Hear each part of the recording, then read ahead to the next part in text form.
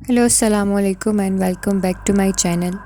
اور آج کی جو ویڈیو ہے یہ ایک ایسی کہانی کے اوپر ہے جو کہ کالے جادو سے ریلیٹڈ ہے، کہ کس طرح سے ایک حسد آپ کو کہاں سے کہاں پہنچا دیتا ہے، اور کالا جادو جب آپ کرتے ہیں، کوئی کرتا ہے یا کرواتا ہے، تو وہ دونوں ہی اسلام کے دائرے سے خارج ہو جاتے ہیں۔ تو کس طرح سے اپنوں نہیں اپنوں پہ وار کیا، یہ کہانی آج کی سٹارٹ کرتے ہیں، اور آئی ہوپ آپ کو اچھی لگے گی کیونکہ ہمارے معاشرے کی تلخ حقیقت سے کافی ریلیونٹ ہے۔ تو بنا دیری کے سٹارٹ کرتے ہیں آج کی ویڈیو، جس کا ٹائٹل ہے گلابو۔ میرا نام احمد ہے اور میں پشاور میں رہتا ہوں۔ جس جگہ پر ہم رہتے ہیں یہاں پر پہاڑی علاقے زیادہ ہیں، اور ہم گھر کے کل 6 افراد ہیں۔ ہمارا گھر بہت پرانا تعمیر ہوا ہے، تو ہم یہ گھر بدلنے کا سوچ رہے تھے کیونکہ یہ گھر چھوٹا سا تھا اور خستہ حال بھی کافی ہو چکا تھا۔ ہم نے بہت گھر دیکھے مگر کوئی بھی گھر ہمیں پسند نہیں آ رہا تھا۔ جو پسند آتا تھا ان کے ریٹس بہت ہائی ہوتے تھے۔ وہ کہتے ہیں نا، جب تک اللہ کو منظور نہ ہو کام نہیں ہوتا۔ بس ہم بھی اللہ کی منظوری کا انتظار ہی کر رہے تھے۔ ایک دن ایسا ہوا کہ اللہ پاک نے ہماری سن لی اور ہمیں کافی خوبصورت اور اپنی مرضی کا گھر مل گیا، وہ بھی اچھے اور کم داموں میں۔ تو بس پھر ایسے ہمارا انتظار ختم ہوا اور ہم بہت خوش تھے۔ ہم نے اپنے سامان کی پیکنگ وغیرہ کی اور نئے گھر میں شفٹ ہونے کی تیاریاں شروع کر دیں۔ یہ ہماری اس گھر میں آخری رات تھی۔ اب میں آپ سب سننے والوں سے معذرت چاہتا ہوں کیونکہ میں نے آپ کو آدھی بات بتائی۔ جی ہاں، دراصل گھر بدلنے کی وجہ صرف چھوٹا یا پرانا گھر نہیں تھا، بلکہ وجہ کچھ اور تھی۔ ہم شروع سے ہی اس گھر میں رہ رہے ہیں۔ ہمیں گھر کے بظاہری لک سے کوئی مسئلہ نہیں، مسئلہ ہمیں اس گھر کے اندر کی چیزوں سے ہے۔ جی ہاں، صحیح سنا آپ نے۔ دراصل ہمارا یہ گھر کوئی عام گھر نہیں، بلکہ ہمارا یہ گھر کالے جادو کے ہزار میں ہے۔ دراصل میری امی ابو کی پسند کی شادی تھی، اور آج تک میرے ددیال والوں نے اس بات کو ایکسیپٹ نہیں کیا۔ میری دادی، پھپھو اور چاچو سب میری امی سے اور ہم سے نفرت کرتے ہیں، اور یہاں تک کہ اپنی سگی اولاد سے یعنی میرے ابو سے بھی۔ وہ نہیں چاہتے تھے کہ کبھی بھی ہم خوشحال رہیں، تو انہوں نے ہمارے گھر پر کالا جادو کروا دیا، اور ایسا جادو کہ ہم آج تک کوئی ایسا دن نہیں جو سکون سے سو سکے ہوں۔ روز رات کو کچھ نہ کچھ ایکٹیویٹی ہوتی ہی رہتی ہے، یہاں تک کہ میری امی کو بھی رات سوئے ہوئے اکثر چیزیں تکلیف پہنچاتی تھیں۔ کبھی ان کو تھپڑ پڑ جاتا تھا، کبھی ان کے جسم پر مار کے نشانات پائے جاتے تھے۔ ایک دن کچھ ایسا ہوا جس نے ہمارا جینے کا طریقہ ہی بدل دیا۔ ایک دن ایسا ہوا کہ میرے ابو آفس سے واپس آ رہے تھے کہ ان کو راستے میں ایک بڑی عمر کی عورت ملی، اور وہ نہایت ہی غریب مسکین لگ رہی تھی، مگر وہ دکھنے میں نہایت حسین تھی۔ اس سے جب میرے ابو نے پوچھا کون ہو اور آدھی رات کو یہاں کیا کر رہی ہو، تو اس نے ان کو کہا کہ میرا دنیا میں کوئی نہیں ہے، میں اکیلی ہوں، میرے گھر والے سب مر گئے ہیں۔ میرے والد جو کہ اس کی باتیں سن کر حیران ہو رہے تھے، اس سے پہلے وہ اس سے اور سوال کرتے، اس عورت نے میرے ابو کے چہرے پر ہاتھ پھیرا اور وہ اس کے حصار میں آ گئے۔ اس کے بعد وہ اس عورت کو اپنے ساتھ گھر لے آئے۔ جب ہم نے اس عورت کو اور ابو کو ساتھ دیکھا تو شک تک نہ ہوا، کیونکہ وہ نہایت غریب، مسکین اور بوڑھی عورت تھی جو بمشکل چل رہی تھی۔ آپ بھی یہ بات سوچ رہے ہوں گے نا کہ میرے ابو تو ایک حسین عورت کے ساتھ گھر میں داخل ہوئے تھے، تو یہ بوڑھی عورت کون تھی؟ جناب، تو یہ سب اس چڑیل کے جادو کا اثر تھا۔ میرے ابو کو تو وہ اپنے قابو میں کرنے کے لیے خوبصورت نظر آ رہی تھی، اور ہمیں بوڑھی عورت غریب سی، تاکہ وہ اپنا کام آسانی سے کرے اور ہمیں شک بھی نہ ہو۔ اب سوال یہ پیدا ہوتا ہے کہ وہ چڑیل ابو کے پیچھے پڑی کیسے؟ تو وہ خود سے نہیں پڑی، بلکہ باقاعدہ ابو کے پاس بھیجی گئی تھی کالے جادو سے، جو کہ میرے ابو کی ماں اور ان کی اپنی سگی بہنوں نے کروایا تھا، کیونکہ وہ ہماری ہیپی فیملی سے جلتے تھے، اور میری دادی اماں میرے ابو کا رشتہ اپنی بہن کی بیٹی سے کرنا چاہتی تھیں، مگر میرے ابو میری امی کو پسند کرتے تھے۔ یہ لوگ ساتھ میں پڑھا کرتے تھے۔ جب ابو نے شادی کا کہا تو ان کی امی نہیں مانی، انہوں نے ان کے خلاف جا کر شادی کر لی۔ اب وہ ہمیں سکون سے نہیں رہنے دے رہی تھیں۔ ان کا مقصد تھا میری امی کو جان سے مارنا، ابو کو پاگل کرنا، اور ہم نے ویسے ہی رل جانا تھا۔ وہ چاہتی تھیں کہ ساری جائیداد بھی ان کے حصے میں آ جائے۔ حسد ایک ایسی لعنت ہے جو انسان کو کہیں کا نہیں چھوڑتا۔ خیر، دن گزرتے جا رہے تھے اور ایک رات ایسی آئی جو کہ بہت خوفناک ثابت ہوئی ہماری فیملی کے لیے۔ کیونکہ میرے ابو کا رویہ جب سے وہ چڑیل گھر آئی تھی بدل چکا تھا۔ ہم سے بھی بات نہیں کرتے تھے، جبکہ وہ ایک محبت کرنے والے باپ تھے، اور امی جن کے لیے انہوں نے اپنا گھر بار سب چھوڑا، وہ اب ان سے بھی سیدھے منہ بات نہیں کرتے تھے، بیزار رہنے لگے تھے۔ گھر دیر سے آتے، بات بات پر امی کو ڈانٹتے، ہمیں ڈانٹتے۔ ایک بار تو امی پر ہاتھ بھی اٹھایا، اور وہ عورت کے روپ میں چڑیل یہ سب دیکھ کر خوش ہوتی۔ ہمیں کچھ بھی سمجھ نہیں آ رہا تھا کہ سب ہو کیا رہا ہے، کہ ایک رات میں پانی پینے کے لیے اٹھتا ہوں تو کیا دیکھتا ہوں کہ وہ بوڑھی عورت جو کہ ایک مائی تھی ابو کے ساتھ لان میں بیٹھی باتیں کر رہی ہوتی ہے کہ اپنی بیوی کو طلاق دے دو، میں تم سے پیار کرتی ہوں۔ یہ سن کر میرے پیروں سے زمین نکل گئی اور میرے ہاتھوں سے پانی کا گلاس گر گیا۔ یہ آواز سن کر دونوں نے مڑ کر دیکھا۔ میں چھپ گیا اور اپنے کمرے میں بھاگ آیا۔ پوری رات میں حیرت میں مبتلا رہا اور روتا رہا کہ میرے ابو تو نہایت شریف تھے اور امی سے کتنا پیار کرتے تھے، اور وہ ایسی عورت کے پیچھے پڑے ہیں جو کہ ایک 80 سال بوڑھی عورت ہے۔ میرا دماغ کچھ بھی سمجھنے کی حالت میں نہیں تھا۔ جیسے تیسے صبح ہوئی اور میں نے امی کو کچھ نہیں بتایا، یہ سوچ کر کہ ان کا دل دکھی ہوگا، پر میں کیا چھپاتا، میری امی سب کچھ پہلے ہی دیکھ چکی تھیں، بس خاموش تھیں۔ انہوں نے صبح سب کو نماز کے لیے اٹھایا اور گھر میں قرآن کی تلاوت کروائی، تو جب اس عورت کو اٹھایا وہ غصے سے چیخنے لگی کہ چلے جاؤ یہاں سے، مجھے تنگ مت کرو۔ ہم حیران ہو گئے، ہمیں کھٹک گیا کہ یہ ایسے کیوں کر رہی ہے۔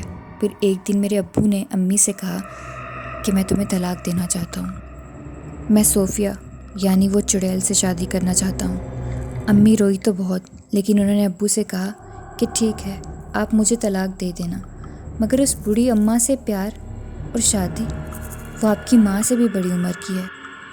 بس اتنا سننا تھا کہ میں کیا دیکھتا ہوں کہ جو میرے ابو کو کنٹرول کر رہی تھی، اس عورت نے ہاتھ سے اور آنکھوں سے اشارہ کیا۔ کچھ پڑھا تو ابو نے امی کو ایک زوردار تھپڑ مارا۔ میرا شک اب یقین میں بدل رہا تھا۔ امی روتی ہوئی وہاں سے چلی گئیں اور ابو کہنے لگے کہ صوفیہ اتنی حسین ہے، وہ 40 سال کی عورت ہے، تم اس سے جلتی ہو، اس لیے اس کو 80 سال کی عورت کہہ رہی ہو۔ اس کے بعد میں امی کے روم میں گیا اور میں نے ان سے کہا مجھے آپ سے کچھ بات کرنی ہے، تو انہوں نے خود کو سنبھالا اور میری بات سنی۔ میں نے ساری کہانی ان کو سنا دی۔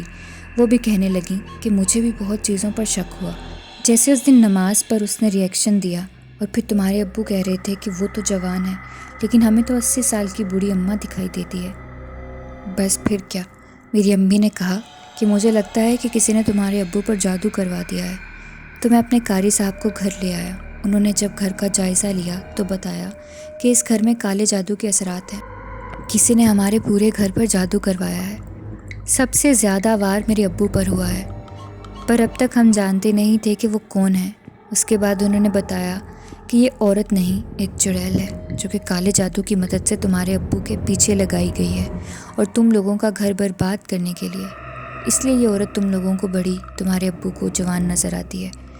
اس پر جادو کی وجہ سے وہ اس کی محبت میں مبتلا ہے۔ یہ سب نظر کا دھوکہ ہے۔ اس کے بعد قاری صاحب نے کچھ دم پڑھ کر پھونک ماری اور پانی دم کر کے دیا کہ گھر میں چھڑکاؤ کرو، اور اتنے میں وہ چڑیل بھی ان کے سامنے آ گئی اور اونچی اونچی غصے سے بولنے لگی۔ دیکھتے ہی دیکھتے وہ عورت اپنی اصلی روپ میں آ گئی، جو کہ بہت ہی بھیانک تھا، اور وہ چڑیل بہت زیادہ طاقتور تھی۔ اس نے کہا تو میرا کچھ نہیں بگاڑ پائے گا۔ خیر اس کے بعد قاری صاحب نے بہت کچھ پڑھا اور وہ غائب ہو گئی، اور ابو پر بھی دم کیا، وہ بھی اس کے اثر سے نکل آئے۔ ان کو کچھ بھی یاد نہیں تھا۔ ہم نے سب یاد کروایا تو ابو بھی پریشان ہو گئے۔ اس کے بعد قاری صاحب نے کہا کہ جتنا جلدی ہو سکے آپ لوگ اس گھر سے چلے جائیں۔ وہ بھی پکا اس گھر سے نہیں گئی، وہ واپس بھی آ سکتی ہے، تو آپ لوگ جتنا جلدی ہو سکے گھر خالی کر دیں۔ اس کے بعد اللہ اللہ کر کے گھر ملا۔ اس رات جو کہ اس گھر میں ہماری آخری رات تھی، بہت خوف آ رہا تھا کہ خیر و عافیت سے سب نکل جائے۔ صبح ہوئی تو نماز قرآن پڑھ کر ہم اپنے نئے گھر کے سفر کو نکل پڑے۔ اس کے بعد ہم گھر میں شفٹ ہو گئے۔ ہم 4 بہن بھائی اور امی ابو تھے، تو ہم سب چھوٹے تھے اور اسٹوڈنٹس بھی، تو امی سے اکیلے کام نہیں ہوتا تھا، تو اس لیے نئے ایریا میں وہ کام والی ڈھونڈ رہی تھیں۔ ہم اس گھر میں سکون سے رہ رہے تھے، پر وہ سب کچھ ہمارے دماغ سے نکل نہیں رہا تھا۔ ایسے ہی ایک منتھ نکل گیا اور اب ہم تقریباً وہ سب بھول گئے تھے۔ ابھی تک ہمیں کام والی نہیں مل رہی تھی۔ میری امی نے اپنی دوست سے کہا جو کہ نیبرز میں ہی ہماری ایک آنٹی امی کی دوست بن گئی تھیں، تو انہوں نے ایک کام والی ڈھونڈ کر دی جس کا نام گلابو تھا۔ وہ آنٹی کے گھر میں بھی کام کرتی تھی تو ان کی دیکھی بھالی تھی۔ ایک دن گلابو کام پر دیر سے آئی۔ میری بہن نے دروازہ کھولا تو وہ کچھ عجیب سی کھوئی ہوئی تھی اور کچھ بات بھی نہیں کر رہی تھی۔ سارا دن خاموش رہی، جبکہ وہ تو اتنی اچھی اور خوش مزاج عورت تھی۔ اب روز گلابو کا یہی حال تھا۔ اب وہ چپ رہنے لگی تھی۔ ایک دن امی نے پوچھا تو کہنے لگی، گھر کی فکر رہتی ہے، بچوں کو اکیلا چھوڑ کر آتی ہوں، پیچھے اکیلے وہ کیا کرتے ہوں گے، بس اسی لیے خاموش رہتی ہوں۔ تو امی نے بھی بات مان لی۔ ایک دن میری امی کچن میں کھانا پکا رہی تھیں اور گلابو برتن دھو رہی تھی۔ پھر کچھ ایسا ہوا جو ہمارے گمان سے بھی باہر تھا۔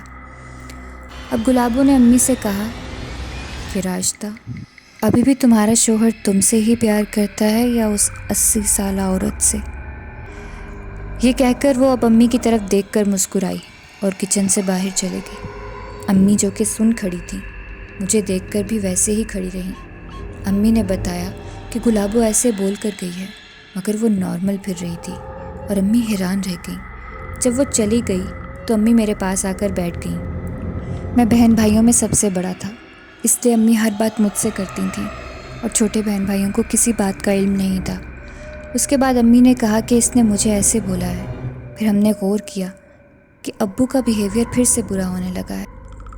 ہم تو سب بھول بیٹھے ہیں اور اس بات پر تو غور ہی نہیں کر رہے تھے کہ اب وہ پھر سے لیٹ آنے لگے تھے اور لڑائیاں بھی شروع ہو گئی تھیں۔